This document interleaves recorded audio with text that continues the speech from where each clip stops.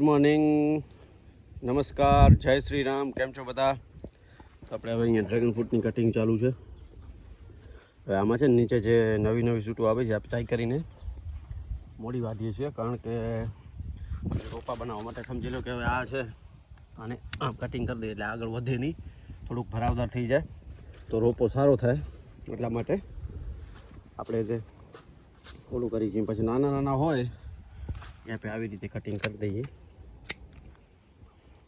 જે થંભલાથી નીચે છે ને એનામાં જ કટિંગ કરીએ છીએ આપણે. આમાં છે નવી નવી ફૂટ ઘણી આવી છે. આ જો આ બધા આ છે ને આવા બધા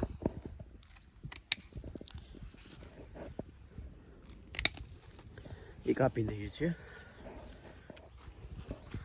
જે આવા છે સારા હેવી એને આવી રીતે કટ મારીને જાડું થઈ જાય. એટલા માટે ચેનલ પર નવા હો તો ચેનલને સબસ્ક્રાઈબ કરી દેજો, વિડીયોને શેર કરજો, લાઈક કરજો અને બેલ આઇકન દબાવવાનું ના ભૂલતા. તો આજનો આ વિડીયો શરૂ કરી દઈએ. આ છે આપણા સાધન, આ છે દાતરડું અને આ છે કટર. ચાલો કટિંગ કરીને થોડુંક 2-3 લાઈનો કરી પછી વળી બપોર પછી વાત. એવી તો અડધી લાઈન થઈ ગઈ છે. આવા છે ને લાંબા, આનામાંથી 3 થી 4 રોપા થાય એટલે આવા જાડા જાડા રાખી છે. બધા કટિંગ કરી છે. ઉપર આપણે એના માથા કાપી છે. એનો મતલબ એ છે કે થોડાક જાડા થાય તો રોપો હેલ્ધી બને અને ઘણા રોપા થાય. 1000 થંભલામાંથી એક થંભલામાંથી 4 થી 5ની ગણતરી કરી છે. 5-7 હજાર રોપા આવશે.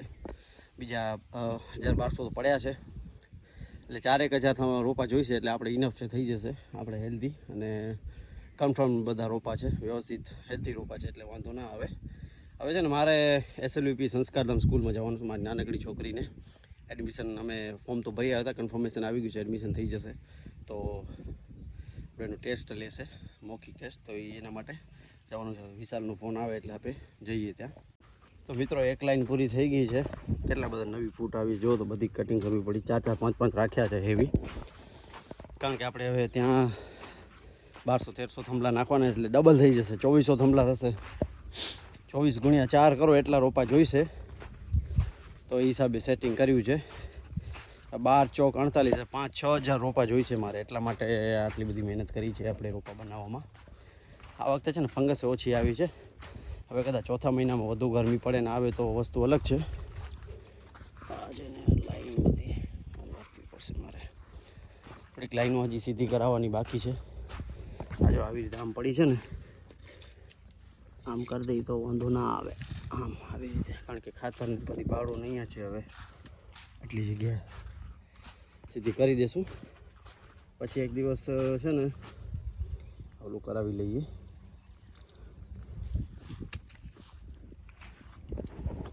બધું જે કટિંગ કર્યું છે ખણાવી લઈએ. એમાંથી જો સારા સારા રોપા નીકળશે તો વળી બનાવીને રાખી દઈશું. બાકી બધા જવા દઈશું નદીમાં. આ છે ને જે રખડતા ઢોર હોય છે ને એ ખાઈ જાય છે. એકદમ આમ ખબર નહીં, કાંટા નથી લાગતા. માને કાંટા બહુ અઘરા છે. જરાક લાગે છે ને પછી 2 દિવસ દુખે છે. અહીંયા જો આ બધી લાગા છે કાંટા. ખેડૂતોને અઘરું છે ભાઈ, સહેલું નથી ખેતી કરવી. તો હવે છે ને મારે જવાનું છે દેસલ પર. હવે છે ને આ કટ મારતી અમુક રહી જાય છે ક્યાંક ક્યાંક.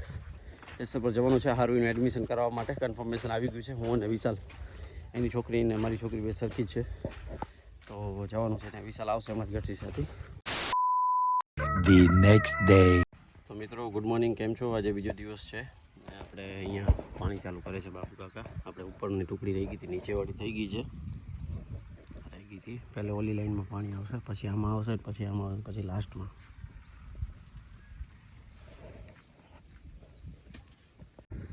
તો મિત્રો અહીંયાથી રોપા બધા ખાલીને ત્યાં નાખી દીધા છે. હવે ખાલી આ બાકી છે બેડવાળા, એ છે ને કાલે ભીડાવી દીધા છે. કાલે સવારના આજે બપોર પછી આ થઈ જશે પૂરું એટલે આ ઉપાડી લેશું. પછી અહીંયા છે ને ખેડી દઈ વ્યવસ્થિત. અને આ ઢગલો છે ને ત્યાં આપણે ઢોળ આવી રીતે છે સામે ત્યાં. તો એ ઢોળ ઉપર આવું કરીને આવી રીતે ઢોળ બનાવવાનો છે. પાણી બધું આપણા જ ખેતરમાં જાય, નીચે ના જાય. એટલા માટે ઢગલોમાં જેટલો બધી રેતી છે 8-10 ટોલી કે 15 ટોલી જે થશે એ બધી ત્યાં નાખી દઈશું, બધી વીખીને. પછી ત્યાં આપણે પાવડાથી સરખું કરી દઈશું. અને આ રસ્તો છે ને અહીંયાથી કરીને આમ બનાવવાનો છે નીચે ઉતરવા માટેનો. 30 ફૂટનો રસ્તો રહેશે. એના પછી ડ્રેગન ફ્રૂટની લાઈનો ચાલુ થશે, બરાબર ને? અહીંયા 350 થી 400 થંભલા આવશે અને ટ્રેલી સિસ્ટમ સાથે. જોઈએ કેટલા આવે છે, ગણતરી હોલ પાડશું એટલે ખબર પડી જશે બધી. વ્યવસ્થિત પેલવાનું કરી આનામાં થંભલા નાખીને ચકેડા ઉપર નાખીને આપણે વાયર બાંધી દેવાના છે, એટલે રેગ્યુલર થઈ જાય એટલે વાંધો ના આવે. પછી છે ને નીચે ત્યાં સુધી છે ને આપણે ઢગલો દેખાય છે તમને, પહેલો ઢગલો ત્યાંથી આ બાજુ સુધીને લેવાના છે. 3 એકર જેવું થાય છે. આ 2 થઈને 3 એકર થશે એટલે 1200-1300 થંભલા આવશે, એટલે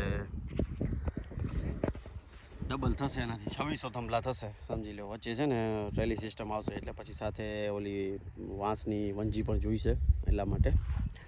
હવે ચેનલ પર નવા હો તો ચેનલને સબસ્ક્રાઈબ કરી દેજો, વિડીયોને શેર કરજો, લાઈક કરજો અને બેલ આઇકન દબાવજો, તો શું છે નવા વિડીયો નોટિફિકેશન તમારા સુધી જલ્દી પહોંચી જાય. બાબુ કાકા આપણે છે ને ત્યાં પાણી વાળે છે, થોડુંક બાકી હતું એ પૂરું કરી દે. એટલે અહીંયા છે ને ધર તૂટી ગયો છે મારો, ઉપર નટ તૂટી ગયા છે, જોવા પડશે મારે. બતાવું તમને કેવી રીતે છે. જૂના થઈ ગયા છે ને, ટાઈટ કરવામાં નટ તૂટી ગયો હશે, એટલા માટે બંને સાઈડ કાઢવા પડશે. પહેલું છે ને હોજ ખાલી કરવો પડશે મારે બધો, તો પાણી બહુ ના આવે આનામાં ફોર્સ, એટલે પહેલું છે ને હોજ ખાલી કરી દઈએ હું, પછી અહીંયા ઓલું કરી દઈએ, બદલાઈ દઈએ. થોડું થોડું પાણી નીકળે છે. આ નટ છે ને કયા છે, આઠાની છે નટ કયા છે, આ જો તૂટી ગયા છે ઉપરથી નચુકા, વ્યવસ્થિત કરવા પડશે. જોઈ લઈએ શું થાય છે, વ્યવસ્થિત ઉતારીને કરી દઈએ. બંને સાઈડથી તૂટી ગયા છે નટ. શીશા લેવા જવા પડશે, કાં તો ટ્રેક્ટરમાં જોવા પડશે છે કે નહીં. લાંબા હશે તો પણ ચાલશે, શું છે આ ખાલી થઈ જાય એટલે કાઢવા તો પડશે ને, પછી નીકળશે. આપણે પિયુષભાઈને દાડમ છે, ટાંકી તો દીધા છે. હવે થોડોક માલ રહ્યો છે, હવે 30-40 ટન જેવું ઉતરશે હજી.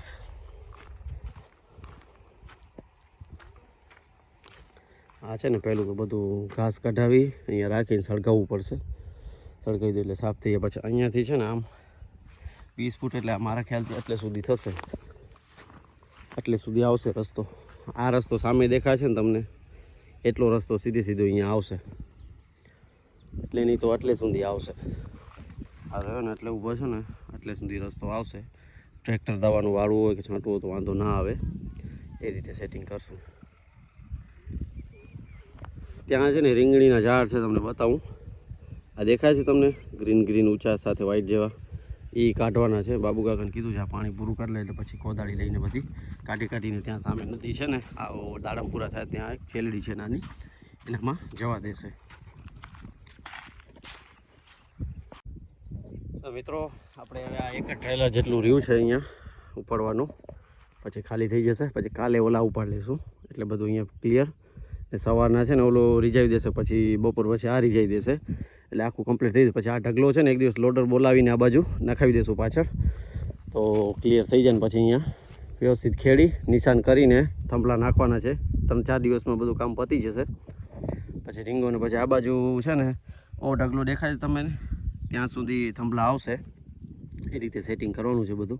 અને નવા બોલ્ટ પણ નાખી દીધા છે. આ જો આ છે ને ચાકી એની પડી છે, ઉપરથી જે માથા આવે ને આ તૂટી ગયો તો ભાગ, આ ભાગ તૂટી ગયો તો 2 સાઈડનો. આ તો મેં બીજો ટ્રેક્ટરમાં ઉપાડ્યો છે, તો એ રીતે હું તૂટી ગયો છે. જો ખવાઈ ગયો છે પાણીમાં, તો ઉંમર પૂરી થઈ ગઈ છે બોલ્ટની, એટલે પછી બદલાઈ દીધા. નવા એસએસના નાખી દીધા છે બંને, વ્યવસ્થિત ફિટ કરી દીધું છે.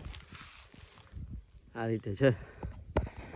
તો ચાલો વિડીયોને કરી અહીંયા એન્ડ, મળીએ નેક્સ્ટ બ્લોગમાં. ચેનલ પર નવા હો તો ચેનલને સબસ્ક્રાઈબ કરી દેજો, વિડીયો શેર કરજો, લાઈક કરજો અને બેલ આઇકન દબાવવાનું ના ભૂલતા. બધાને જય શ્રી રામ, બાય.